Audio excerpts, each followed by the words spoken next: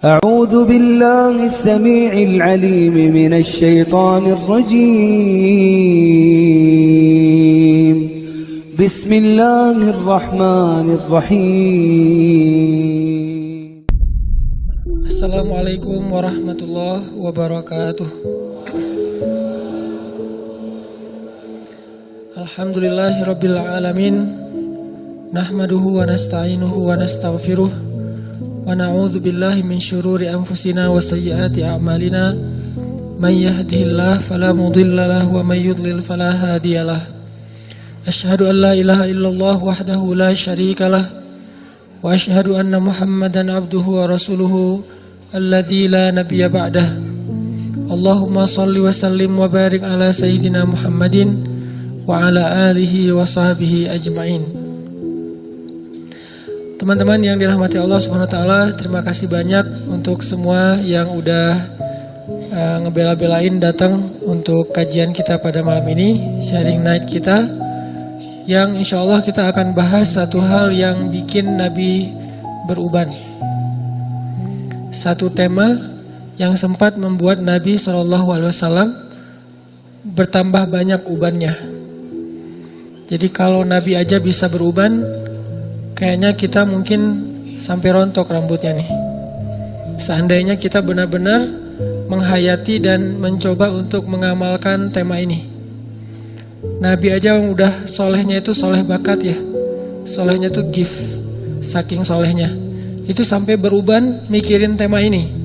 Apalagi kita yang mungkin solehnya udah effortnya luar biasa tapi masih hasilnya biasa-biasa aja. Dengan ujian dan fitnah di zaman kita jauh lebih bertubi-tubi. Kalau kata Nabi tentang zaman kita itu seperti potongan-potongan malam. Makin lama makin nambah fitnahnya, bukan makin berkurang. Ujiannya makin bertambah, bukan makin berkurang. Sehingga tema malam ini adalah tema yang sebetulnya serius. Walaupun tidak harus kaku, tapi tema yang penting. Bisa dibilang Islam itu cuma ada dua, syahadat, istiqomah, udah itu aja. Kalau kita mau nanya Islam itu apa, secara umum garis besar dari Islam itu cuma dua. Pertama syahadat. Syahadat itu kalau kita terjemahkan dalam konteks kita yang udah muslim, berarti taubat atau hijrah, itu semuanya masuk dalam bab yang sama. Kalau non muslim berarti syahadat masuk Islam. Kalau yang udah muslim berarti taubat atau berhijrah dalam makna yang lebih luas. Berarti Islam itu cuma hijrah sama istiqomah. Kalau kita benar-benar bisa ngejalanin dua tema ini udah cukup buat kita. Kalau dalam bahasa surat Ali Imran tuh, ya ayyuhalladzina amanu ittaqullaha haqqa tuqatih wa la tamutunna illa wa antum muslimun. Cuma dua itu. Ittaqullaha haqqa tuqatih wa la tamutunna illa wa antum muslimun. Belajar taat kepada Allah dan jangan berubah lagi sampai mati. Belajar untuk mencari ridha Allah dan jangan lagi berpaling sampai akhir hayat, last breath gitu, sampai nafas terakhir kita. Belajar untuk memprioritaskan Allah dan jangan lagi mengganda dengan yang lain sampai akhir hayat kita. Kalau kita bisa kayak gini, maka kita menjadi orang-orang yang muflihun, orang yang beruntung. Cuman dua itu doang tuh Islam, kalau kita sederhanakan. Tapi kalau kita breakdown, ketaatan itu kan macam-macam ya. Ada ketaatan dalam bentuk belief, yaitu iman. Siapa yang paling kita yakini? Ada ketaatan dalam bentuk ritual, ibadah. Gimana ibadah sholat kita terutama 5 waktu. Kemudian ketaatan dalam bentuk sosial. Seperti apa akhlak kita, seberapa besar manfaat kita bagi orang lain. Ini kalau kita breakdown kalimat taat. Nah kalau kita udah belajar taat, maka coba fokus kayak gitu aja sampai akhir hayat. Itu udah gak akan ada lagi yang membuat kita khawatir tentang masa depan kita nanti di akhirat. Allah pasti benar-benar menjamin kita min ahlil jannah, termasuk ahli surga. Makanya tema Islam itu sebetulnya cuma dua teman-teman. syahadat, taubat, hijrah itu satu tema. Yang kedua adalah istiqomah atau dawam. Istiqomah atau dawam. Karena dua istilah ini sering agak-agak samar di kita. Kadang dawam disebut istiqomah, kadang istiqomah disebut dawam. Tapi gak usah terlalu dipermasalahin, udah aja digabung. Istiqomah dan dawam. Nah, malam ini kita akan bahas bab ini, bab tentang gimana setelah kita berhijrah kita bisa kayak gini itu sampai akhir hayat. Setelah kita bertekad pengen berubah kita itu sampai akhir hayat. Setelah kita bertekad pengen berhijab kita itu sampai akhir hayat. Setelah kita bertekad pengen memprioritaskan Allah, prioritas Allah itu sampai akhir hayat kita. Dalam masalah apapun, sesulit apapun kehidupan kita, kita pengen belajar itu. Satu tema yang kata Nabi telah membuat rambutku beruban. Jadi ada sahabat ngelihat Nabi, kenapa ya Nabi akhir-akhir ini kok rambutnya lebih banyak beruban? Cepat gitu, yang sebelumnya nggak kayak gitu, sekarang lebih cepat, kayak banyak masalah. Kata Nabi apa? Syayyabatni, telah menjadikan aku beruban suratu Hud wa ikhwatuha. Telah menjadikan aku beruban surat Hud dan ayat-ayat yang ada di dalamnya. Salah satu ayat di dalam surat Hud yang membuat Nabi cepat beruban itu adalah ayat istiqomah. Coba kita buka surat Hud. Surat ke-11 ayat 112. Ini salah satu ayat yang bikin Nabi cepat beruban. Surat ke-11 ayat 112.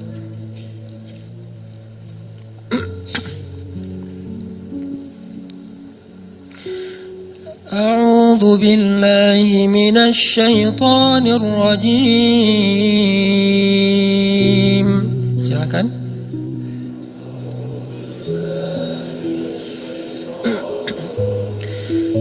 Bismillahirrahmanirrahim.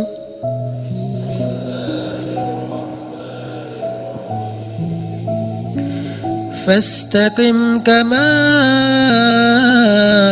umirta wa man taba ma'aka wa la tatghaw.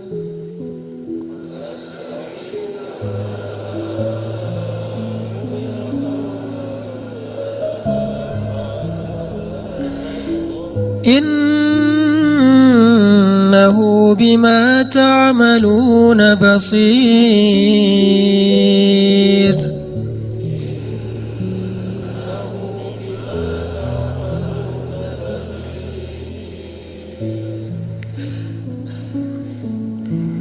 Dan ayat berapa tadi teh? 111 ya, 112. Maka tetaplah engkau Muhammad di jalan yang benar, sebagaimana telah diperintahkan kepadamu dan juga orang-orang yang bertaubat bersamamu. Dan janganlah kalian melampaui batas. Sungguh Dia Maha melihat apa yang kalian kerjakan. Nah, fastaqim ini adalah perintah untuk istiqomah. Dan sebagian besar ulama memaknai yang namanya perintah istiqomah itu adalah wajib. Berarti istiqomah dalam satu kebaikan hukumnya wajib. Istiqomah setelah kita berhijrah hukumnya wajib. Istiqomah setelah kita bertaubat hukumnya wajib. Istiqomah kepada satu syariat Allah hukumnya wajib. Fastaqim. Kalimat fastaqim ini kalau diterjemahkan dengan istilah lain itu fattaqullah. Ya ayyuhalladzina amanu ittaqullaha haqqa tuqatih. Bertakwalah kalian kepada Allah dengan sebenar-benar takwa. Atau dalam ayat yang lain disebutkan dengan istilah wasbir. Dan bersabarlah. Semua kalimat ini memaknai istiqomah.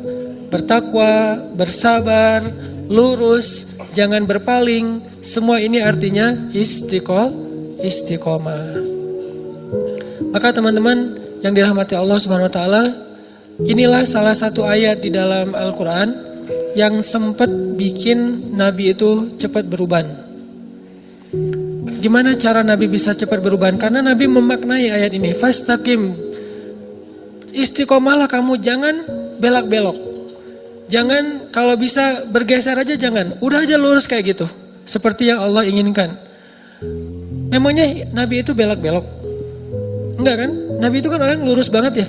Gak pernah beliau tergoda baik oleh tahta, harta, dan wanita tuh gak sama sekali. Karena tiga-tiganya kan pernah ditawarin untuk Nabi kan.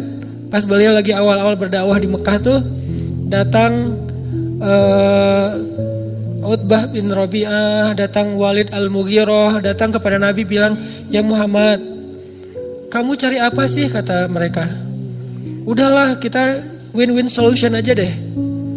Kami dapat apa yang kami inginkan, kamu juga dapat apa yang kamu inginkan. Apa yang kamu inginkan? Kalau kamu menginginkan harta, kami kumpulkan harta-harta kami semuanya, lalu kami serahkan kepada kamu. Kamu menjadi orang yang paling kaya di kota Mekah. Kamu jadi orang yang paling kaya di kota Mekah. Ini kalau dalam konteks kita tuh, kita lagi hijrah, kita lagi pengen benar, tiba-tiba dapat kayak tawaran-tawaran kerjaan yang kita tahu hasilnya itu syubhat atau haram. Tapi gede, syubhat atau haram tapi gede. Arti syubhat, kita ragu-ragu, ini boleh gak sih? Kata ustadz ini gak boleh, tapi banyak yang bilang, kata ustadz ini boleh, tapi banyak yang bilang gak boleh, kan syubhat nih. Sampai tingkatan syubhat tertinggi itu apa teman-teman? 99 orang bilang boleh, cuman 1 bilang gak boleh, syubhat. Walaupun ini gak harus semuanya kayak gini ya, level orang kan berbeda-beda. Ada yang takwanya sampai ke tingkat waro. Waro itu yang meninggalkan 99 halal hanya gara-gara khawatir dengan satu yang haram. Itu tingkat waronya tuh udah tingkat tinggi lah. Kayak Umar tuh. Tuh Umar waronya luar biasa. Gimana waronya Umar? Pernah beliau lagi minum susu onta gitu. Terus rasa susunya beda sama susu yang biasa diminum. Mungkin beda merek gitu, beda brand gitu kan ya. Pas diminum nih nggak kayak gua minum biasanya nih, susunya beda nih rasanya nih. Lo dapat dari mana? Beli di Indomaret mana nih katanya. Kata asistennya, enggak wahai khalifah, ini memang bukan susu unta milikmu, tapi ini unta dari Baitul Mal, unta zakat milik kaum muslimin. Langsung ditaruh tuh gelas, mau muntahin nggak enak. Udahlah ditaruh aja tuh gelas di situ. Ma'azallah, kata Umar, astagfirullah, innalillah. Kenapa kamu memberikan sesuatu yang neraka buat saya? Kata pembantunya, ini halal, bukan dari hasil curian, dari Baitul Mal. Tapi kan bukan milik saya, milik kaum muslimin, dan saya belum minta izin kepada mereka. Akhirnya Umar pun tidak lagi mau minum susu itu, dan kemudian meminta maaf kepada seluruh kaum muslimin. Dia posting, dia bilang, wahai masyarakat Islam, posting nih, presiden posting, bayangin. Apa isi captionnya? Minta maaf, saya udah minum setengah gelas susu milik kalian. Ini istiqomahnya seorang pemimpin yang luar biasa. Gak mau macam-macam. Kalau yang bukan milik dia gak mau dia sama sekali. 1 tetes aja gak mau. Kenapa? 1 tetes itu sama dengan 1 tetes api neraka. 1 tetes api neraka kan cukup melelehkan ubun-ubun ya. Gak usah api neraka, 1 tetes lahar aja coba bayangin. Kan ngeri banget tuh. 1 tetes lahar itu bisa ngebakar 1 pohon besar. Sepohon beringin itu terbakar oleh 1 tetes lahar. Taruh aja di bawah, di akarnya, kebakar sampai ke atas. Gimana 1 tetes neraka? Melelehkan ubun-ubun sampai ke ujung kaki. Gak mau udah 1 tetes pun. Terus kasus yang lain. Punten kurangnya ditaruh di sini. Kasus yang lain tuh Umar lagi jalan ke pasar. Terus tiba-tiba ngelihat ada banyak onta. Ada 1 onta di antara sekian banyak onta yang lebih gemuk sendiri dibandingkan yang lain. Dia gemuk sendiri nih onta nih. Akhirnya Umar nanya, itu onta punya siapa kok bisa gemuk sendiri? Kata orang-orang, milik anakmu ya Amirul Mukminin. Anakku yang mana? Abdullah bin Umar. Panggil Abdullah sini. Panggil. Ada apa ayah? Abdullah, kenapa onta kamu gemuk sendiri dibandingkan onta yang lain? Ya, saya nggak tahu. Ya, saya ngasih makan dari cara yang halal, saya kasih minum dari cara yang halal. Kata Umar, enggak. Pasti orang-orang mendahulukan ontamu daripada onta yang lain karena dianggap engkau anaknya Amirul Mukminin. Mereka akan memberikan rumput yang terbaik untuk ontamu sebelum onta-onta yang lain karena engkau anak Amirul Mukminin. Berikan air kepada onta anak Amirul Mukminin. Berikan rumput kepada onta anak Amirul Mukminin. Sehingga ontamu lebih gemuk sendiri dibandingkan onta yang lain. Tapi saya nggak pernah minta mereka melakukan itu. Tapi walaupun engkau nggak minta, mereka tetap melakukan itu, kata Umar. Terus gimana nih? Keputusan saya, kata Umar, jual ontamu itu ke pasar. Dengan harga pasaran, sama. Lalu keuntungannya, lalu hakmu adalah mengambil seharga ketika engkau membeli unta itu masih kecil. Bibit unta. Itulah hakmu. Sisa keuntungannya serahkan kepada Baitul Mal. Apa kata anak Amirul Mukminin? Sam'an wa ta'atan ya Amirul Mukminin. Sami'na wa ata'na wahai ayah. Gak ada protes-protes. Ini artinya bukan dia doang nih yang istiqomah. Dia mengistiqomahkan keluarganya. Bahkan pernah dia nyuruh anaknya itu ngembaliin hadiah gara-gara dapat hadiah dari temannya di Syam. Syam itu Suriah kalau sekarang. Salah satunya Damaskus. Anaknya Umar itu dapat hadiah dari Damaskus dari temannya kayak gitu. Nggak tahu lagi ulang tahun atau lagi apa, pokoknya dikasih hadiah aja. Pas sampai di Madinah dilihat sama Umar, ini dari mana nih hadiahnya nih? Kata anaknya, dari teman saya di Damaskus. Wah, balikin, kata Umar. Kenapa dibalikin? Sesungguhnya dia tidak memberikan hadiah ini kecuali karena dia melihat engkau sebagai anak Amirul Mukminin. Kalau engkau bukan anak presiden, emang dia akan ngasih hadiah? Ya saya nggak tahu. Maka dari itu kembalikan yang bukan hak kita, dibalikin. Saking luar biasanya istiqomah. Dan Nabi pernah diuji dengan yang kayak gini nih. Diteladani oleh Abu Bakar, diteladani oleh Umar. Teladan Abu Bakar apa? Ketika Abu Bakar hidup bersama seorang perempuan yang menikahi 3 laki-laki ahli surga tiga-tiganya. Siapa namanya? Asma bintu Umais. Cewek yang punya 3 suami, tiga-tiganya ahli surga. Bukan poliandri ya. Dia nikah, terus suaminya meninggal, nikah lagi, suaminya meninggal, nikah lagi, suaminya meninggal. 3 kali nikah. Dan 3 kalinya, tiga-tiganya itu ahli surga. Suami pertama Ja'far, Nabi menyebutnya Tayyar. Seorang laki-laki yang punya sayap di surga, itu Ja'far. Nanti kalau teman-teman masuk surga ngelihat ada yang terbang-terbang, itu Ja'far namanya. Jangan foto, ini siapa sih? Jangan, udah ketahuan Ja'far. Nggak tahu, nggak pernah ikut talim ya. Ja'far namanya kalau yang punya sayap di surga. Kedua suaminya Abu Bakar, udah dijamin surga dalam banyak hadis. Yang ketiga suaminya Ali bin Abi Thalib. Jadi 3 kali nikah, tiga-tiganya punya anak. Dan 3 suaminya itu adalah min ahlil jannah mubasysyirina bil jannah, orang yang dijamin masuk surga.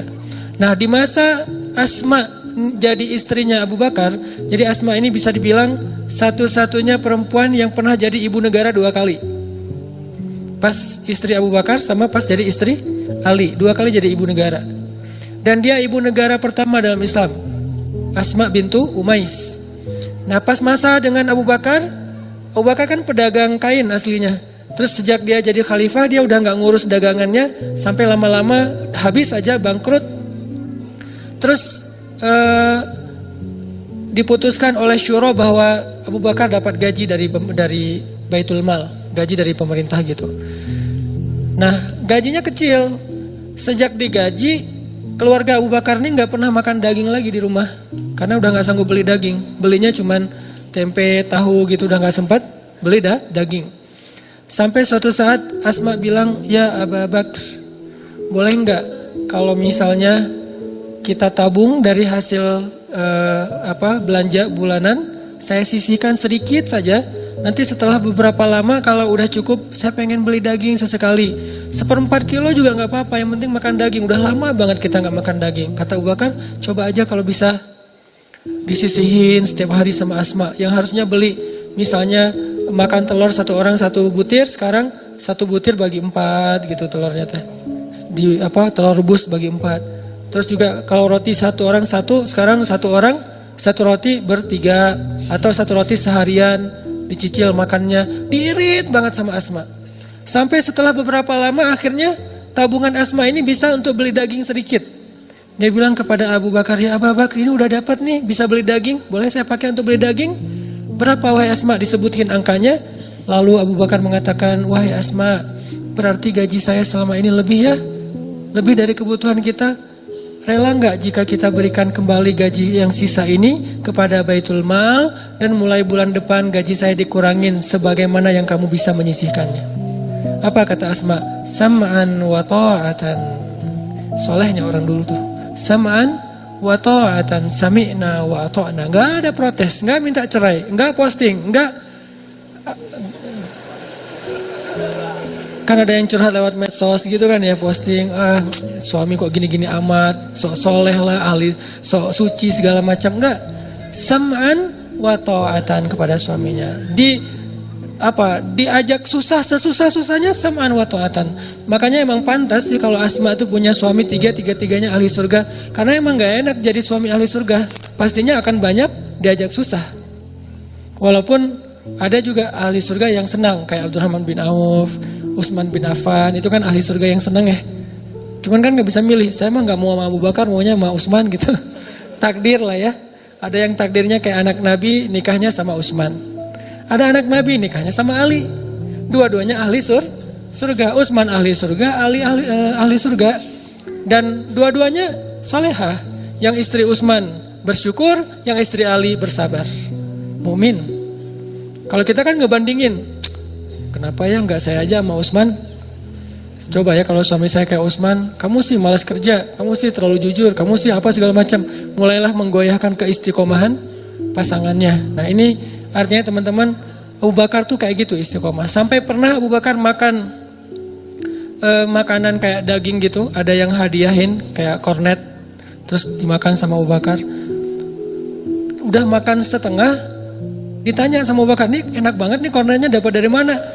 Dari non muslim yang dia bukan ahlul kitab. Yang dia itu nyembelih hewan bukan dengan nama Allah. Ibaratnya kita produk yang gak ada label halal. Udah makan setengah baru ketahuan, ini gak ada label halalnya, dari mana nih? Impor. Wah bahaya nih. Akhirnya apa yang dilakukan Abu Bakar? Dia ambil kayu kecil, dia masukkan ke mulut supaya dia muntah. Pas sudah muntah dia liatin ada daging gak? Oh kurang nih, digini-gini lagi. Sampai pingsan Abu Bakar. Jadi kalau kita mau gaya-gayaan depan Abu Bakar, kenapa Nabi sampai bilang iman Abu Bakar itu lebih berat daripada iman semua umat Islam? Kayak gitu tuh salah satu adegannya tuh. Sampai digini-gini. Kenapa? Istiqomah. Gak mau makan satu biji sawi pun atau biji beras pun, satu butir beras pun yang bukan haknya atau yang tidak halal. Bisa gak kita istiqomah ketika kita lagi jalan-jalan ke luar negeri? Gitu aja. Hal sepele kan? Ke Singapura. Alhamdulillah sekarang tuh halal food tuh udah jadi tren baru sekarang. Kayak di Jepang tuh sekarang menjelang Olimpiade, Jepang mempersiapkan banyak halal food spot gitu, halal food corner. Jadi di mall-mall tuh selalu ada kayak ini bagian ini halal food dan makanannya tetap makanan Jepang yang itu kayak gitu-gituan, udon apa gitu tapi halal. Tapi dulu beberapa tahun yang lalu kata teman-teman di sana, cari halal food itu susah banget. Kalau nggak benar-benar masak sendiri, nggak akan bisa dapat makanan di luar yang halal. Ke Hong Kong, ke New Zealand, misalnya kemana. Itu kalau kita nggak kuat untuk benar-benar berazam, saya nggak akan makan kecuali yang halal. Walaupun akhirnya agak-agak emang nggak nyaman sih, harus masak sendiri atau dimasakin teman atau mungkin carinya di pasar itu nyari dulu kemana yang ada kebab Turki baru dimakan atau yang makanan India. Itu juga nyarinya susah, kadang-kadang bosan pengen makanan-makanan yang fast food misalnya, yang ala-ala di luar kan mungkin rasanya beda sama di Indonesia nih, sama-sama fast food. Pengen ngerasain nih fast food yang di luar kayak gimana, gak boleh. Ini namanya istiqomah. Kalau bisa kayak gini aja nih, udah dijamin masuk surga. Baru bab makanan yang bukan dalam keadaan lapar banget loh ya.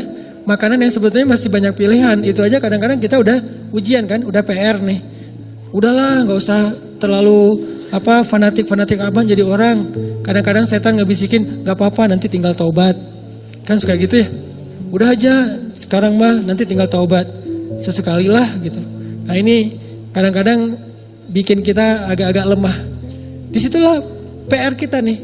Mujahadah kita, usaha kita tuh, effort kita di situ. Setelah kita berhijrah, setelah kita taubat, udah coba effortnya cuman fokus dengan istiqomah saya mah gak mau ngelanggar. Saya bilang, pengen main boleh, tapi jangan bikin dosa. Pengen have fun boleh, tapi jangan nambah dosa. Pengen nongkrong boleh, tapi jangan lalai buat kita jadi jauh dari Allah. Sebetulnya bisa banget, cuman kita kadang-kadang terlalu pragmatis dan gak sabar untuk ngejalanin dulu cara-cara Allah. Salah satu misi saya dalam postingan-postingan di sosmed itu adalah, walaupun belum sempurna ya, saya pengen nunjukin lifestyle yang realistis aja lah, gak usah terlalu soleh-soleh amat yang mungkin hanya sebagian kecil orang yang bisa ngelakuin. Saya gak akan posting lagi sholat tahajud, kecuali emang sengaja syiar pengen ada event tahajud bareng. Saya gak posting lagi tilawah yang panjang banget, tilawahnya 1 hari 10 juz, walaupun gak pernah misalnya. Saya posting yang realistis aja lah. Hidup kita tuh kerja, terus keluarga, main. Apalagi hidup anak muda kan banyak mainnya, entertain ya. Saya pengen ngasih tahu bahwa main tuh boleh banget. Banyak main pun gak masalah, tapi jangan bikin dosa, itu doang. Kita bisa jalan-jalan, kita bisa have fun, kita bisa seru-seruan, kita bisa asik, bisa apa aja yang kita hobi kita lakuin, dengan syarat jangan bikin dosa. Dan itu bisa banget, gak akan mengurangi funnya. Apalagi udah punya pasangan, lebih bisa lagi tuh. Kalau belum agak berat sih ujiannya emang. Untuk dapat fun itu agak-agak sedikit garing lah ya. Mungkin salah satu cara istiqomah emang benar kata Nabi, menikah biar lebih istiqomah, walaupun bukan berarti udah nikah itu pasti istiqomah 100%, enggak ada yang 100% kecuali Rasulullah sallallahu alaihi wasallam. Ya saddidu wa qaribu kata Nabi. Kalau enggak bisa lurus banget, minimal qaribu, mendekati. Berusaha. Kadang lurus, kadang mendekati, yang jelas jangan sampai muzabzabin, terombang-ambing. Jadi Nabi itu pernah diuji keistiqomahannya, kata Walid, kalau kamu pengen harta, kami kumpulin semua harta kami kasih untuk kamu. Kamu jadi orang paling kaya di Mekah.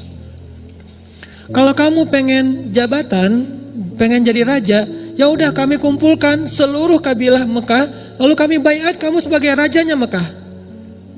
Sampai segitu loh. Belum pernah orang Quraisy itu bersepakat untuk ngangkat satu raja yang memimpin semua kabilah, itu belum pernah loh. Ada dulu banget di masa kakek-kakek buyutnya Nabi Muhammad. Setelah masa Abdul Muthalib itu udah pecah-pecah, masing-masing kabilah punya ketuanya sendiri, ketua kabilah, punya pemuka kaum sendiri, gak mau bersatu. Kali ini mereka mau bersatu, coba. Kami kumpulkan semua kabilah, membaiat, melantik engkau sebagai raja kami, raja semua kabilah.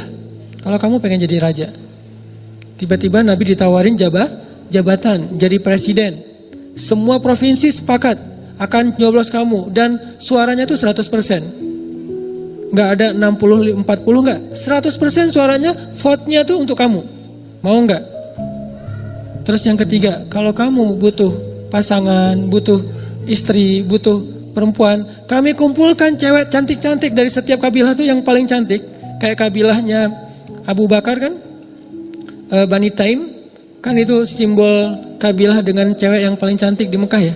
Bani Taim itu muncul nanti Aisyah, dari Bani Taim itu muncul Asma. Cewek-cewek cantik lah, yang kalau dia malu wajahnya kemerah-merahan. Jadi nggak perlu pakai apa-apa, nggak perlu pakai blush on udah merah gitu. Itu dari Bani Taim. Kalau sekarang namanya Tamimi. Dari Bani Taim. Kami kumpulkan nih cewek-cewek cantik, dan jangan bayangin Arab itu, orang Mekah itu cantiknya biasa-biasa aja. Lihat Aisyah, salah satu simbol perempuan cantik di dunia selain Sarah, istri Ibrahim. Aisyah istri Rasulullah. Itu cantiknya luar biasa. Benar-benar sampai bikin ada seorang sahabat yang dijamin masuk surga, ngecengin Aisyah. 1 dari 10 sahabat yang dijamin surga tuh ada yang ngecengin Aisyah loh. Sampai dia diam-diam ngomong gini ke temannya, nanti kalau Nabi meninggal, gue bakalan nikahin tuh Aisyah. Sampai gitu. Padahal itu ahli surga loh. Artinya udah saking tertariknya udah gak ketahan lagi. Kan ahli surga itu terjaga banget ya. Pandangannya terjaga, hawa nafsunya terjaga. Tapi saking cantiknya Aisyah, sampai 1 dari 10 orang yang dijamin surga. Bukan 700, bukan 1000, 10 orang doang nih. Salah satu dari mereka ada yang jatuh cinta sama Aisyah dan berbisik, kalau nanti Nabi meninggal, saya pengen nikahin tuh Aisyah. Turun ayat, kalau gak salah surah Al-Ahzab, istri Nabi adalah pasangannya dunia akhirat. Kalau Nabi meninggal, maka istrinya haram bagi kalian, karena dia adalah ibu bagi kalian.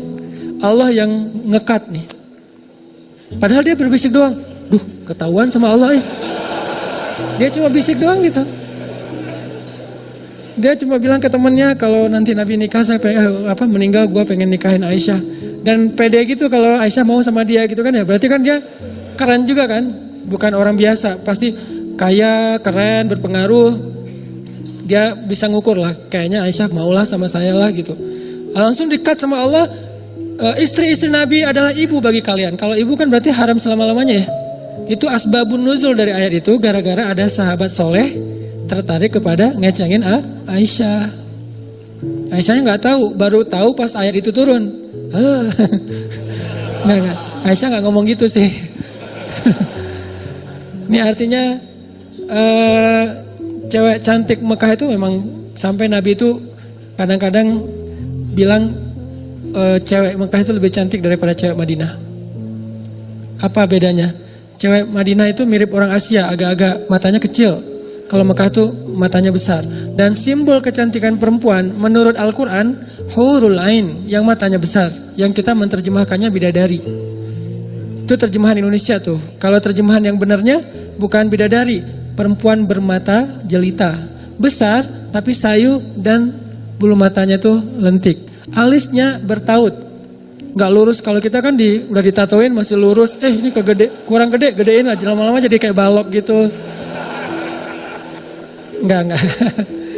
Kalau Aisyah tuh benar-benar bertaut, terus bulu lentik, matanya besar tapi sayu, enggak sampai melotot gitu, enggak. Keren aja pokoknya. Sehingga simbol perempuan cantik menurut surat Ar-Rahman dan beberapa surat yang lain, hurul ain, yang matanya jelita. Nah, Mekah punya cewek dengan mata jelita di beberapa kabilah, salah satunya Aisyah. Sehingga ketika ada sahabat menikah dengan cewek Madinah pas sudah hijrah, Nabi nanya, kamu udah ngelihat belum calon istri kamu? Belum ya Rasulullah. Lihat dulu dong kata Nabi. Soalnya di mata cewek Madinah itu ada sesuatu. Di mata cewek Madinah ada sesuatu. Maksudnya apa? Orang Mekah itu senang yang matanya besar. Jangan-jangan kamu belum ngelihat. Takutnya nanti kamu di luar ekspektasi kamu. Loh kok gini? Postingannya kemarin beda perasaan. Soalnya belum diedit. Lihat dulu hasil originalnya, bukan hasil editannya. Akhirnya di situ ada kayak indikasi bahwa cewek cantik itu yang matanya besar. Sehingga sekarang banyak kayak operasi gitu kan, bedah supaya matanya lebih besar. Nah, kata Walid, kalau kamu pengen perempuan, kami kumpulkan cewek-cewek cantik semekah. Ini juga menjadi bukti bahwa kalau Nabi mau, Nabi bisa aja nikahin banyak perawan loh. Kalau ada yang nuduh Nabi itu laki-laki yang ada kelainan dalam masalah kayak gituan, biologis segala macam. Enggak, kalau Nabi mau itu dapat tawaran tuh. Semuanya dari setiap kabilah dikasih satu yang keren-keren. Atau kalau mau lebih dari satu silahkan aja. Tapi Nabi mengatakan, syaratnya apa kata Nabi? Syaratnya kata Walid, itu yang kamu dapatkan. Terus apa yang kami dapatkan? Kata Walid, berhentilah berdakwah. Udah bubarin deh komunitas kamu tuh. Udah kamu jangan posting-posting lagi yang bikin orang makin nambah followers. Udah aja kamu biasa-biasa aja lah, nggak usah pakai 1 minute booster apa segala macam. Apaan sih? Pokoknya disuruh berhenti berdakwah. Kenapa? Karena semakin lama followers Nabi Muhammad semakin nambah, followers orang-orang kayak Walid itu semakin berkurang. Rata-rata tuh sehari unfollow tuh banyak banget loh dari akunnya Walid. Dia ngitung. Kemarin perasaan masih 100.000, kenapa jadi 90.000? Terus berkurang. Padahal Muhammad itu nggak pernah ngejelek-jelekin akun orang lain loh. Nggak pernah. Jangan follow akunnya Walid _Al-Mughirah, jangan. Itu fake. Nabi nggak pernah ngejelek-jelekin orang. Nabi nggak pernah jadi haters, nggak pernah komen yang negatif. Beliau fokus aja dengan dakwahnya. Tapi karena dakwahnya simpatik, karena dakwahnya itu emang keren, akhirnya orang tuh saling nge-repost, saling nge-tag, saling nge-mention, mulailah followers Nabi bertambah. Karena jumlah followers secara total emang segitu, kalau bertambah ke sini pasti berkurang dari sini kan? Ketika di sini bertambah, di sini berkurang karena mereka nggak akan nge-follow dua-duanya. Beda dengan kita, kadang nge-follow tuh banyak ya. Kalau mereka tuh nge-follow karena follow-nya tuh follow iman ya. Pilih satu, yang lain ditinggalkan. Tinggalkan dakwah. Tinggalkan kerjaan kamu itu, tinggalkan komunitas kamu, bubarin. Kata Nabi, seandainya matahari diletakkan di tangan kananku, rembulan di tangan kiriku. Artinya diberikan dunia seisinya, aku tidak akan berhenti dari dakwah ini walaupun satu jengkal. Ini namanya istiqomah. Kalau Nabi konteksnya dakwah, kalau kita minimal konteksnya hijrah. Mungkin kita nggak usah ngomongin dakwah dulu deh, karena ujian dakwah ini kan berat banget ya. Minimal kita ujian pribadi aja dulu, jangan dari orang lain. Kalau kita nggak dakwahin orang lain kan ujiannya dari orang lain. Kalau ini dari desakan diri kita nih, hijrah, istiqomah dalam makanan yang halal, istiqomah dengan menutup aurat yang sempurna. Model bebas, saya selalu bilang model jilbab itu bebas. Silakan mau pakai tutorial hijab yang gimana aja terserah deh. Yang penting menutup auratnya dengan baik. Bisa sampai ke lutut, bisa cuma siku, bisa cuman sepundak tapi dimasukin ke dalam, luarnya pakai coat gitu yang longgar kayak orang Turki misalnya. Terserah deh masalah model hijab, yang penting menutupnya dengan baik. Dan kata baik ini nanti ditafsirkan lagi dalam bab fikih. Saya nggak ngomongin fikih, yang jelas menutup aurat dengan baik. Istiqomah. Kadang-kadang ujiannya apa? Ujiannya panas, sehingga kita akhirnya agak-agak mikir nih, dia kan cuma sepupu doang. Padahal sepupu itu kan bukan muhrim ya, kan cuma sepupu doang, dari kecil juga main bareng dan gak ada perasaan juga. Bukan masalah perasaan kita dan bukan masalah perasaan dia. Gue percaya kok dia gak ada perasaan apa-apa ke saya juga gak ada perasaan ke dia. Kita saling percaya, tapi kita gak percaya sama setan. Kita tuh bukan mencurigai teman kita, bukan gak yakin dengan diri kita curiga sama setan. Kayak jalan berdua nih, kan kita udah temenan dari dulu. Lu kayak gak kenal gue aja, kenal. Terus lu ada perasaan yang aneh-aneh tentang gue? Enggak, biasa aja. Terus gue yakin banget sama lo, gue yakin sama diri sendiri, tapi gue gak yakin sama setan. Karena dia yang ketiga di antara kita. Dialah yang yuwaswis. Jadi orang ketiga itu bukan yang nikung kita. Orang ketiga itu bukan yang dengerin curhat. Orang yang ketiga itu bukan yang modus. Orang ketiga itu adalah setan, yuwaswisu fi sudurin nas. Jadi kita tuh bukan gak percaya sama teman kita. Kita bukan gak percaya sama sepupu. Dia gak akan ada perasaan, Ustadz ke saya. Kalau gak ada perasaan kan gak apa-apa. Bukan masalah dianya, nanti setan. Gimana maksudnya Ustadz? Yuwaswis. Awalnya gak ada perasaan, tiba-tiba datanglah setan, membisikkan sesuatu di dalam hatinya, muncullah rasa tertarik. Rasa tertarik itu nuktah. Jadi satu noda hitam di hati dia. Tiba-tiba sholat udah gak bisa khusyuk. Dia gak sengaja ngelihat aurat kita, tapi gara-gara gak sengaja terus jadi kayak ada perasaan apa gitu. Oh ternyata putih juga ya, ternyata cantik juga ya, ternyata bening juga ya. Jadilah sholatnya gak khusyuk. Gara-gara sholat gak khusyuk, jadilah hidupnya gak khusyuk. Kalau hidup udah gak khusyuk sehari, 2 hari, sebulan, 2 bulan, bahaya tuh. Sehari aja hidup kita gak khusyuk, itu udah mulai bahaya. Apalagi sampai berminggu-minggu, berbulan-bulan, itu bisa bikin kita gampang banget ngelakuin dosa-dosa besar. Dari situ kan setan bermain. Makanya istiqomahnya tuh, walaupun sepupu juga, walaupun cuma sebentar, walaupun di rumah, tetap aja menutup aurat walaupun panas banget. Jakarta, Surabaya, Palu, ini beberapa kota yang saya pernah datang dan panas banget ya. Di Aceh tuh. Di rumah aja panas, apalagi kalau nggak ada AC. Dan di rumah tuh kalau lagi mudik gitu, yang ngumpul kan sepupu-sepupuan tuh. Istri saya kalau lagi mudik kan ketemu sama sepupunya semua. Sepupu itu muhrim bukan. Yang muhrim itu orang tuanya sepupu, paman, bibi itu muhrim. Tapi sepupunya bukan. Terus gimana caranya? Kalau di depan orang tuanya boleh buka jilbab, tapi kalau pas datang anaknya langsung tutup. Panas Ustadz. Nah itulah yang disebut dengan istiqomah. Laki-laki juga gitu, istiqomah mencari rezeki yang halal untuk istri dan anak-anaknya. Minimal cari untuk diri sendiri dulu, yang halal. Pastikan itu halal. Kalau sedikit aja ragu-ragu, nggak mau deh. Nah ini istiqomah. Bisa kayak gitu aja, insya Allah dijamin masuk surga. Insya Allah nanti kita lanjutkan setelah sholat isya. Bismillahirrahmanirrahim. Teman-teman yang dirahmati Allah SWT, kita tadi belajar tentang ayat istiqomah di dalam surat Hud, salah satu ayat yang membuat Rasulullah SAW beruban. Nabi itu nggak beruban karena nggak ada duit. Nabi itu nggak beruban karena mikirin karir. Nabi itu nggak beruban karena kurang hiburan. Karena hiburan terbaik buat beliau adalah ketika sepertiga malam itu. Kenapa Nabi ada adegan treadmill segala macam? Itu bukan untuk beliau. Itu untuk Aisyah. Itu untuk sahabat. Kalau untuk beliau nggak gitu hiburannya. Di sini jadi makin kita mengerti betapa bijaknya Rasulullah. Hiburan beliau itu sholat tahajud. Hiburannya Rasulullah itu tilawah di dalam sholat sampai 10 juz, 15 juz. Itu hiburan buat Rasul. Terus kenapa Nabi masih ada treadmill bareng Aisyah, main kuda-kudaan bareng Hasan Hussein, nonton show bareng Aisyah juga, terus kayak barbekyuan dengan di rumahnya Sofia. Kenapa ada adegan-adegan hiburan Nabi yang kesannya kita banget? Karena Nabi pengen menghibur keluarganya, sahabatnya. Kalau menghibur mereka dengan cara Nabi, mereka mungkin belum bisa terhibur. Yuk kita seru-seruan. Ngapain Nabi? Tilawah Al-Quran 10 juz. Mungkin sahabat, buktinya Abdullah bin Mas'ud juga nggak kuat kan? Dan dia nggak ngerasa ini asik. Sampai akhirnya dia pengen ngebatalin sholat karena ngerasa udah nggak asik lagi sholatnya.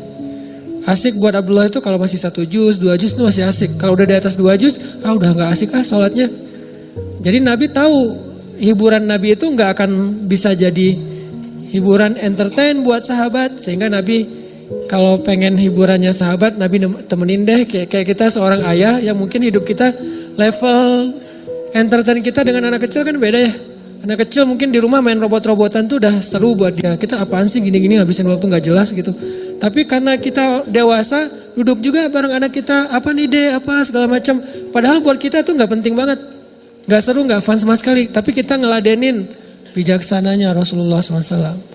Kalau kita sebaliknya, kita masih main robot-robotan, tapi berharap orang lain tuh ibadah sholat. Kita bukan ahli ibadah, tapi menyuruh orang untuk ahli ibadah. Agak-agak kurang wise sih menurut saya, kurang bijak. Yang realistis saja, tapi ke diri kita paksain yang lebih ideal. Ke orang lain tuh berlapang dadalah, toleranlah, ringankan, yassir wala tu'assir ke orang lain ya. Kalau ke diri sendiri, saddid, keraskan, luruskan gitu kan ke diri sendiri.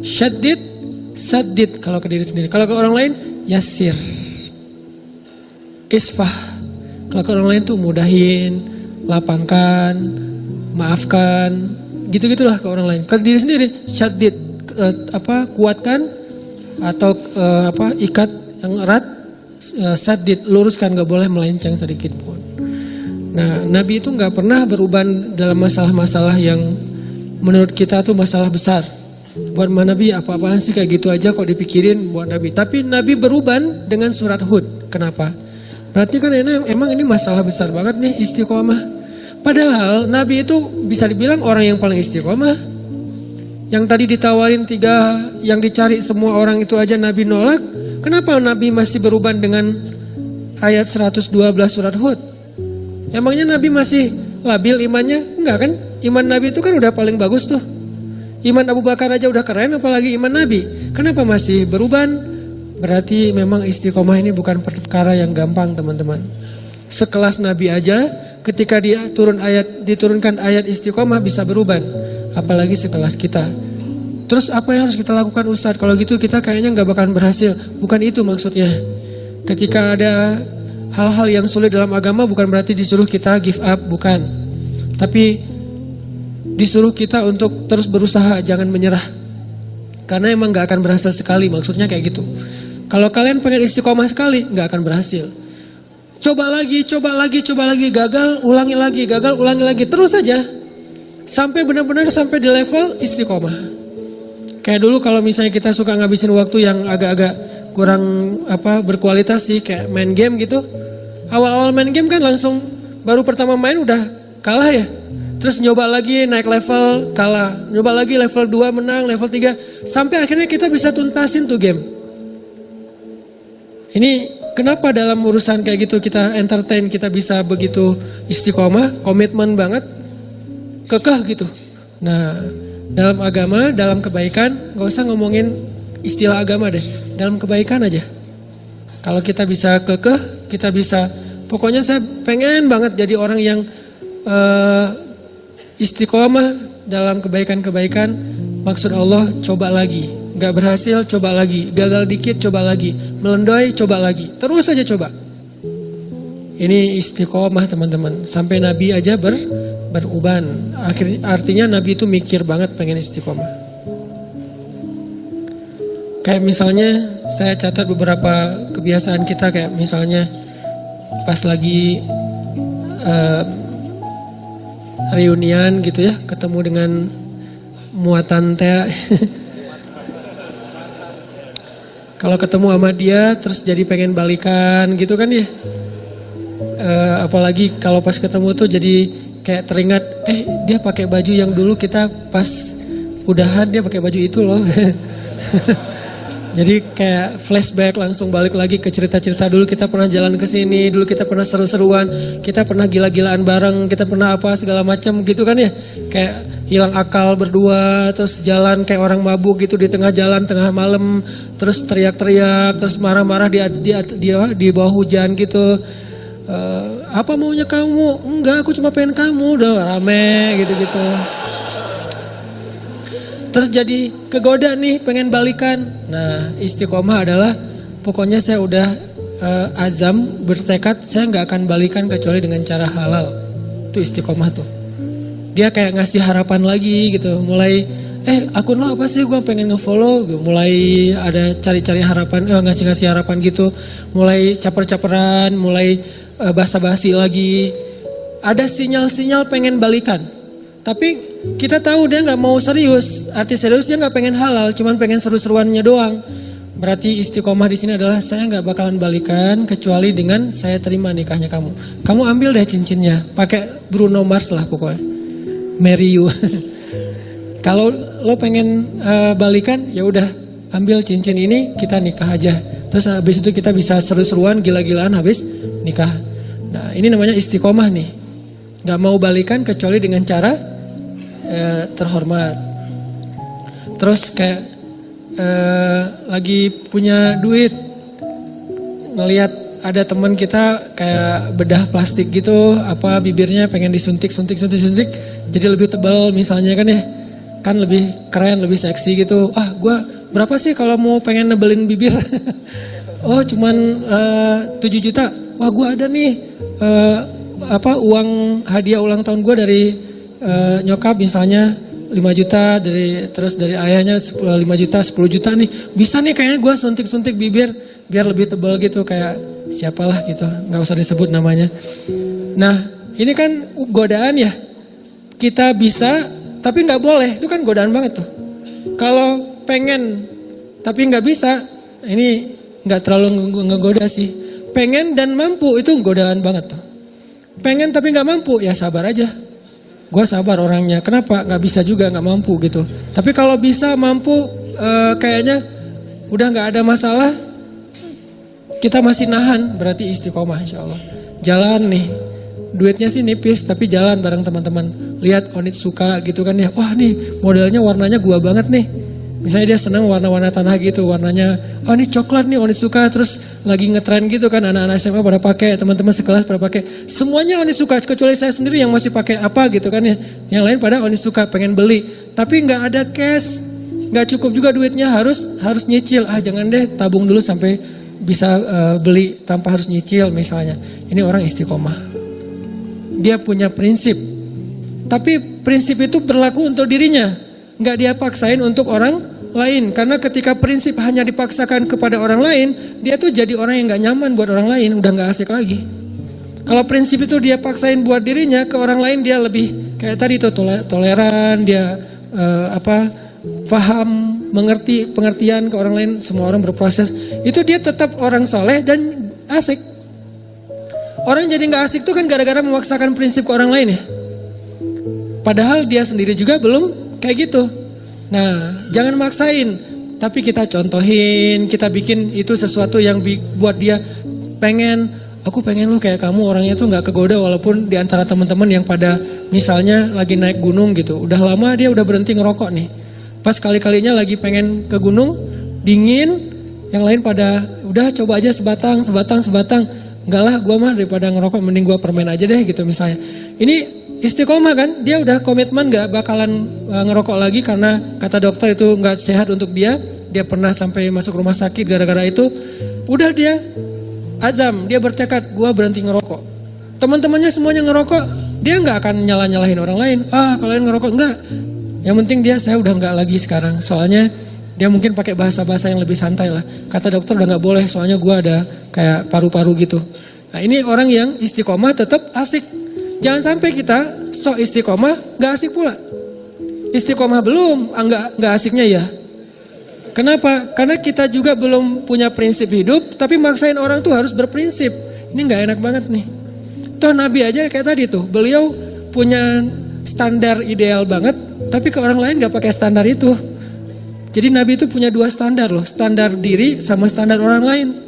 Kalau standar diri sendiri, yang saya sering share, sholat qobliyah zuhur itu 4 rakaat, itu standarnya Nabi. Tapi begitu sholat qobliyah zuhurnya depan orang lain, pakai standar orang, 2 rakaat aja deh yang ringan. Standar Nabi, tahajud itu 1 rakaat 5 juz 1 rakaat. Tapi kalau sholatnya bareng dengan orang lain, bacanya yang ringan-ringan aja deh, Al-Muluk aja dibagi 2 misalnya. Sesekali doang Al-Muluk dibaca 1 utuh, 1 rakaat. Kenapa? Karena Nabi itu orangnya soleh, asik. Solehnya ke diri, ke orang lain asik. Bukan ngebiarin ya, tapi gak maksain. Bukan ngebiarin tapi gak maksa. Apalagi bukan cuma gak maksa, kadang-kadang belagu lah gitu. Merasa udah paling keren sendiri gitu di antara teman-temannya. Padahal dulu dia juga berproses. Ini istiqomah teman-teman. Yuk kita belajar satu hal aja dulu. Coba kita latih. Bisa gak kita komitmen dengan satu program kita nih. Saya tahun 2018 pengen program misalnya berat badan gak boleh lebih dari, kalau saya karena tingginya sekian, misalnya berat badan sebutlah maksimal 65, idealnya sih 60. Kalau udah lebih 60 berarti saya udah gak istiqomah. Push up minimal sehari push up 50 kali. Bisa gak istiqomah dan dawam? Istiqomahnya apa? Makan gak boleh lebih dari jam 7 malam misalnya. Malam sebelum tidur minum air hangat. Atau malam jam 9 itu paling telat minum air hangat. Karena katanya ya, bukan saya juga gak ngerti. Katanya kalau minum air hangat itu membakar lemak, gak tahu sih. Atau treadmill, lari, sepeda seminggu 2 kali misalnya. Terus pull up minimal, sekali pull up itu 5 kali deh. Kalau gak mau banyak-banyak 5 kali. Latih terus. Nah dawam dan istiqomah dengan pantangan-pantangan. Dawamin programnya, istiqomah dengan pantangannya. Gak boleh kebanyakan gula, gak boleh kebanyakan soda. Mulai belajar minum kopi sedikit gula sampai minum kopi gak pakai gula. Terus juga gak pakai soda. Yang soda-soda mulai ditinggalkan. Terus lama-lama mulai dawamin air putih, makan makanan yang sehat, pola hidup, tidur yang cukup. Semua ini adalah istiqomah dan dawam. Satu hal aja, pokoknya saya pengen ikut sunnah yang kayaknya kece nih. Apa? Six pack. 2019 harus jadi nih badan. Terus latihan, nggak mungkin kan six pack tapi yang lain nggak kebentuk ya. Yang namanya six pack insya Allah kebentuklah semuanya, puncaknya di perut. Kalau nggak six pack minimal 3 lah. 3 juga udah cukup. Atau kalau nggak 3 juga minimal nggak offset lah. Rata gitu ya nih. Bisa rata aja udah keren banget tuh. 2018 gue pengen rata. Mungkin badannya tuh nggak sekeren Adi Rai, tapi minimal bisa dibilang otot gitu. Nah ini jalanin, dawamin programnya, istiqomahin pantangannya. Satu hal aja. Kalau mau ngomongin hal-hal yang sifatnya sunnah tapi kece gitu. Kalau mau sunnah yang lebih bold dan gak usah diomongin ke orang lain, pokoknya 2018 gue pengen hafal 5 juz. Ini bold ya, bukan yang lebih entertain. Buat sendiri aja, pengen 5 juz. Gak usah diumum-umumin, gak usah posting 2018 5 juz. Ngapain diposting?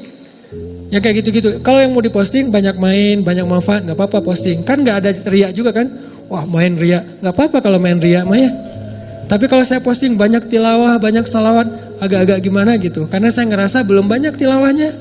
Masa saya tilawah misalnya sekali sejuz sehari, bilang banyak. Sementara guru saya, anggota dewan di Jakarta tuh sehari 10 juz. Dan itu dari sejak kelas 6 SD udah kayak gitu. Sehari 10 juz murajaah hafalannya. Berarti 3 hari khatam, 3 hari khatam. Beliau baru boleh bikin tagline banyak tilawah. Dah kita baru 1 juz gak usah bikin banyak tilawah. Udah aja yang realistis lah, banyak main tapi jangan banyak dosa. Karena kalau main ria gak masalah, gak akan menggugurkan pahala main ya. Ustaz, jangan ria tuh dengan main. Emang pahala gitu. Kalau niatnya untuk dakwah mungkin pahala. Tapi setidaknya amanlah dibandingkan ibadah.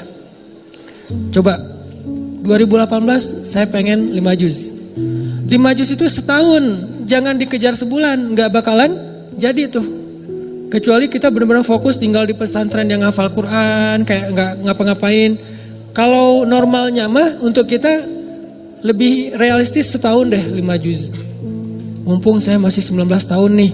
Target nikah 24 tahun. Ada 6 tahun kan? 6 tahun setahun 5 juz. Jadi tuh. Akad nikah. Qul a'udzu birabbin nas. Wah gitu doang. Jangan lupa. Ini ayat surat terakhir yang saya hafal dari Al-Baqarah maksudnya. Bukan qul a'udzu birabbin nas baru mulai ya. Qul a'udzu birabbin nas itu udah selesai. Maharnya apa? Seperangkat alat sholat. Maharnya apa? 1 gelang, 1 cincin, 1 rumah, 1 mobil. Ditutup dengan surat An-Nas. Daripada ditutup dengan surat Al-Baqarah, Alif Lam Mim misalnya. Surat An-Nas. An-Nas setelah dia menghafal dari Al-Fatihah sampai Al-Falaq, ditutup dengan An-Nas. Bisa tuh 6 tahun, setahun 5 juz, dibagi per bulan, dibagi lagi per hari. Itu dawam. Jadinya sedikit banget, enggak Ustaz, enggak keren Keren kalau dawam. Kalau cuma sehari enggak keren emang. Tapi kalau dawam itu keren. Makanya ketika ada sahabat nanya ke Nabi, "Ya Rasulullah, ayyul amal ahabba ilallah?" Amal apa yang Allah paling suka? Apa jawaban Nabi? Adwamuha wa in qallat. Yang paling dawam walaupun sedikit. Yang paling dawam itu artinya konsisten. Kalau istiqomah itu artinya komitmen. Yang paling dawam walaupun sedikit. Sedikitnya misalnya coba 5 juz bagi setahun. Saya belum pernah bagi. Anggap aja sehari ngafalnya cuma 2 baris atau 3 baris. Sehari cuma 3 baris. Gak seru kurang keren. Teman-teman saya tuh sehari 1 halaman. Jangan lihat sekarang, lihat setahun. Ketika itu sudah dawam, itu jadi keren di mata Allah. Malah kata Nabi itu amal yang Allah suka banget. Coba bikin program, gak usah banyak-banyak, tapi targetnya dicicil. Jadi bikin program cicilan, jangan bikin program cash dalam amal soleh. Saya pengen nyicil hafal Quran, saya pengen nyicil tahajud. Gimana nyicil tahajud? Mulai dari target saya tahun ini tahajudnya lengkap 11 rakaat, dimulai dari jam 3. Nyicilnya dari jam 4:04. Kan azan jam 4 misalnya 30. Ada waktu 15 menit. Salat tahajud apa Ustaz? Witir dulu 1 rakaat. Beberapa minggu, asal bisa dawam aja nih. 2 minggu, setiap malam bisa witir 1 rakaat. Itu keren loh. Daripada semalam 11 rakaat, 3 juz, besok enggak. Sebulan kosong. Enggak gitu. Mending gua 2 minggu ke depan sebelum sholat subuh wajib witir 1 rakaat deh. Gitu aja. Witir 1 rakaat. 2 minggu tuh witir 1 rakaat. Allah tuh sayang banget sama kita. Minggu ketiga mulai witir 3 rakaat deh. Bulan berikutnya tambah tahajud 2 rakaat, witir 3 rakaat. Mulai bangun jam 4, mulai bangun jam 4 kurang seperempat, mulai setengah 4, mulai setengah 4 kurang, mulai jam 3. Jam 3 udah mulai normal nih, jaga tren itu tuh. Kalau udah dijaga setahun, insya Allah itulah amal yang paling disukai Allah. Baru disebut ahli tahajud. Kalau belum, namanya bukan ahli tahajud, pernah tahajud. Pernah tahajud, pernah tilawah 1 juz ya, pernah puasa Senin Kamis, pernah sedekah, pernah doang. Pahala sih, cuman nanti di akhirat nggak digolongkan dalam golongan itu. Kan di akhirat itu ada golongan ya. Yauma idzi yasdurun nas ashtatan. Ashtatan itu artinya kelompok-kelompok. Masing-masing ada komunitas. Nanti di akhirat itu ada komunitas subuhan, ada komunitas tahajudian. Ada komunitas sedekah, ada komunitas kayak duha gitu. Nah, ada orang yang di komunitas mana aja dia ikut. Kayak kita sekarang seneng ngegeng gitu, geng sana ikut, geng sini ikut, anak-anak parkour dia main, anak-anak BMX dia main, anak-anak skate dia main, anak-anak motor dia jalan juga touring. Artinya kan dia gaul banget ya. Karena semua bisa, BMX bisa, parkour bisa, skate bisa, mau motoran bisa. Anak sepeda dia ngegoes kemana ikut, berarti dia bisa semua nih. Di akhirat ada yang kayak gitu juga sih. Tahajud ada dia, duha ada dia, sedekah ada dia.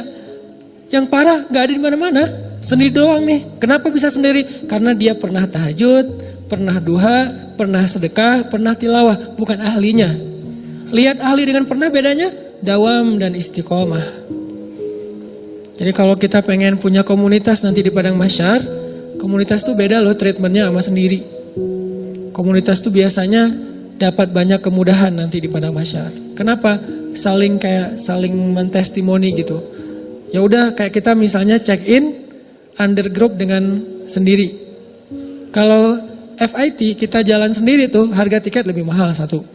Kalau beli tiket grup itu lebih murah. Kedua, pas check in bagasinya kalau sendiri overweight itu bakalan bayar per kilo kan.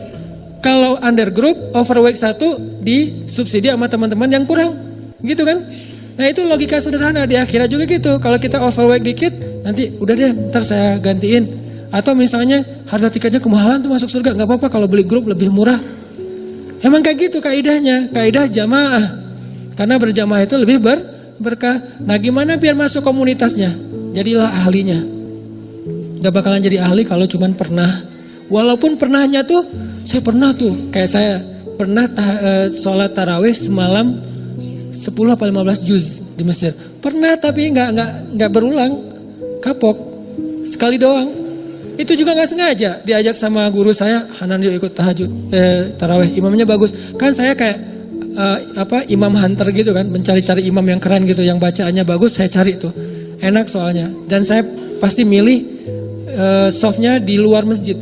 Walaupun yang terbaik di soft pertama, tapi untuk sholat sunnah saya pengen nyoba di luar, imamnya bagus dan soundnya di Mesir itu bagus-bagus tuh. Jadi kita kayak lagi nongkrong tapi ngedengerin sholat. Nah waktu itu imamnya emang bagus, tapi Al-Baqarah, Ali Imran, An-Nisa, Al-Maidah, Al-An'am, sampai At-Taubah, sampai Yunus. Masya Allah nih imam ngeri banget. Tahajud dari mulai habis Isya, selesainya gak sempat makan sahur. Antara 10 sampai 15 juz. Cuman sekali doang. Dan nyesel pula tuh. Gak tahu berpahala apa enggak nih.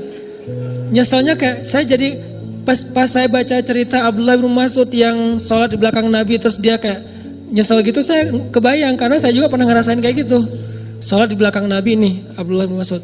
Pertama enak lama-lama loh kok lama banget nih nggak ruku-ruku. Lama-lama Abdullah mengatakan tahu gini saya nggak akan ikut dari awal. Dia ngebatin kayak gitu. Saya juga kayak gitu pas saat tahajud. Tahu gini saya nggak mau ikut sama Syekh. Pas pulang gimana Hanan?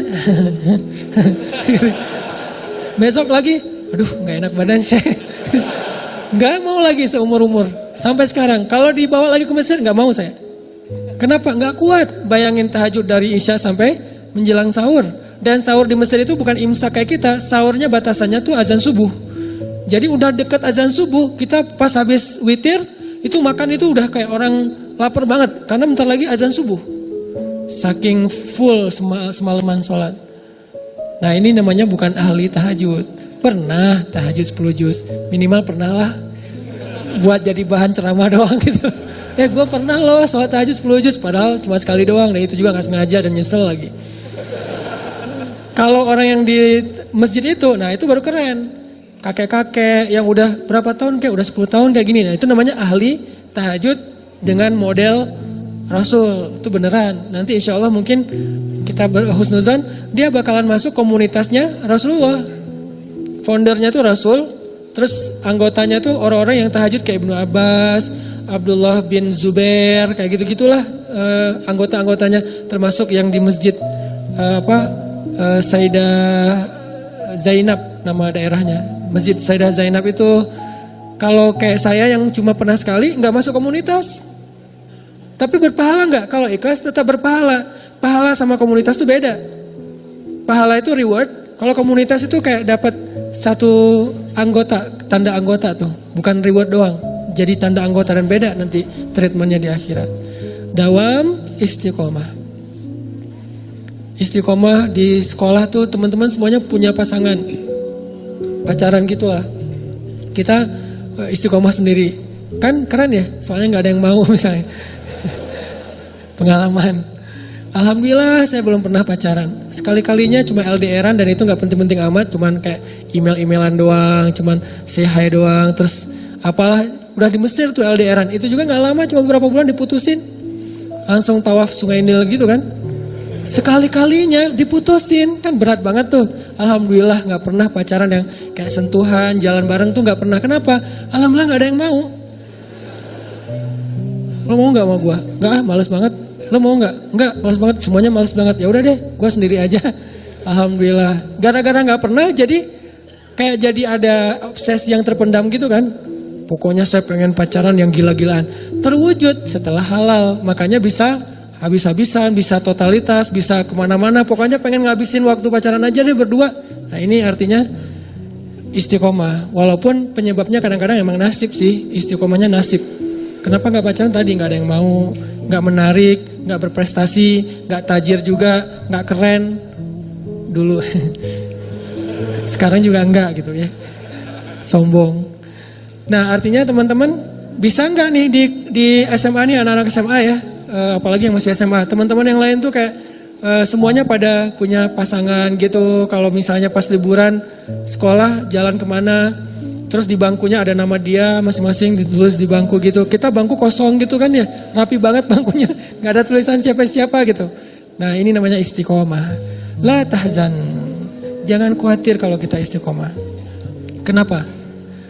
Orang yang istiqomah itu kan identiknya kadang-kadang dia kayak kesepian ya, sendiri, nggak punya teman. Terutama ketika dia hidup di lingkungan yang lain pada seru-seruan, dia sendiri yang nggak seru. Akhirnya kayak nggak dilibatin. La tahzan kalau kita ngerasa sendiri. Kenapa? Nahnu awliyaukum fil hayatid dunya wa fil akhirah. Kata Allah, kami akan nemenin kamu. Kami, bukan saya, kami. Siapa kami? Allah dan para malaikat. Cuman kita nggak ngelihat doang. Tapi sebetulnya kita tuh punya geng. Ketika kita istiqomah itu, kalau kita ngerasa gara-gara istiqomah jadi sendiri, la tahzan, jangan khawatir. La tahzan, jangan berkecil hati. La tahzan, jangan sedih. Nahnu awliyaukum fil hayati dunia. Kami temenin kamu di dunia dan nanti kami temenin kamu di akhirat. Allah yang janjiin bakalan nemenin kita. Tanpa niat kita ngejauhin orang lain ya. Orang yang ngejauhin kita nggak ada pengen ngejauhin orang. Kalau kita yang pengen ngejauhin orang lain, itu beda babnya. Itu kesannya kita kayak eksklusif gitu, nggak boleh. Tapi kalau orang yang ngejauhin kita gara-gara nggak bisa diajak happy-happyan, seru-seruan kayak gitu, la tahzan, jangan sedih. Nahnu awliyaukum, kami akan nemenin kalian, kata Allah di dalam Al-Quran. Mudah-mudahan ini jadi motivasi buat kita. Coba program 2018 ini ke depan mau ngeistiqomahin dan ngedawamin project apa nih? Gak usah banyak-banyak deh, satu aja. Dan jangan terlalu berat, ringan tapi dawam, konsisten. Mudah-mudahan nanti jadi sesuatu yang berat.